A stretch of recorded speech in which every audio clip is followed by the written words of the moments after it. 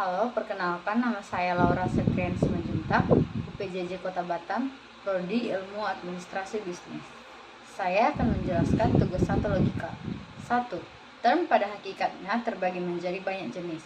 Sebut dan jelaskan 3 dari macam term tersebut, sertakan juga contohnya. Baik, dalam logika dan ilmu filsafat, term adalah kata atau kumpulan kata yang digunakan untuk menyatakan satu objek, konsep, atau gagasan. Term biasanya digunakan dalam proposisi atau pernyataan logis sebagai subjek atau predikat. Berikut adalah 3 macam term beserta penjelasannya dan contohnya. 1. Term konstan. Penjelasannya, term yang merujuk pada objek tertentu secara tetap atau spesifik. Term ini tidak berubah dan hanya menunjuk pada satu objek atau entitas tertentu.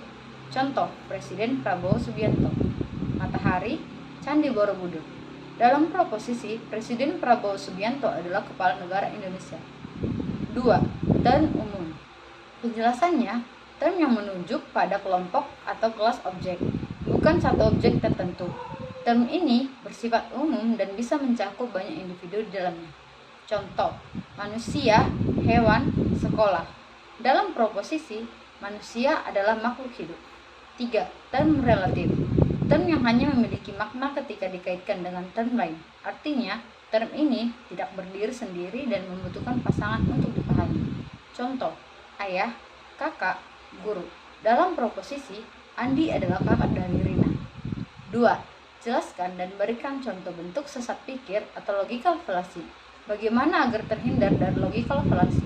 Sesat pikir atau logical fallacy adalah kekeliruan dalam penalaran atau argumen yang tampaknya logis, tetapi sebenarnya tidak sah atau menyesatkan.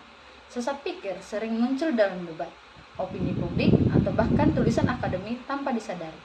Contoh bentuk sesat pikir dan penjelasannya. 1. Menyerang pribadi. Penjelasan, menyerang karakter atau sifat pribadi lawan debat, bukan argumennya.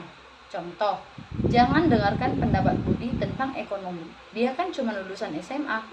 Padahal, argumen Budi bisa saja benar meskipun pendidikannya terbatas. 2. Menyimpangkan argumen. Penjelasan, memelintir atau melebih-lebihkan argumen lawan agar lebih mudah diserang. Contoh, A. Saya rasa kita tidak perlu mengatur ulang anggaran militer. B. Jadi kamu ingin negara ini tidak punya pertahanan sama sekali. Padahal, A tidak mengatakan ingin menghapus anggaran militer, hanya ingin meninjaunya. 3. Pilihan palsu. Penjelasan, menyederhanakan pilihan hanya menjadi 2, padahal ada pilihan lain.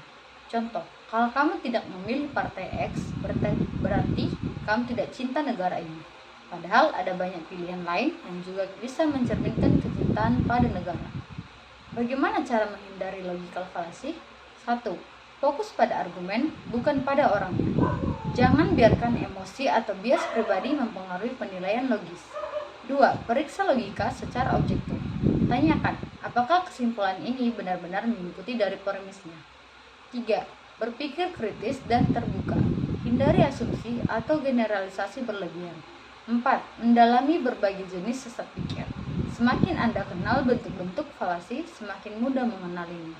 5. Minta umpan balik atau diskusi dengan orang lain. Perspektif eksternal bisa membantu menemukan kesalahan berpikir yang tidak disadari. Sekian dari saya, terima kasih.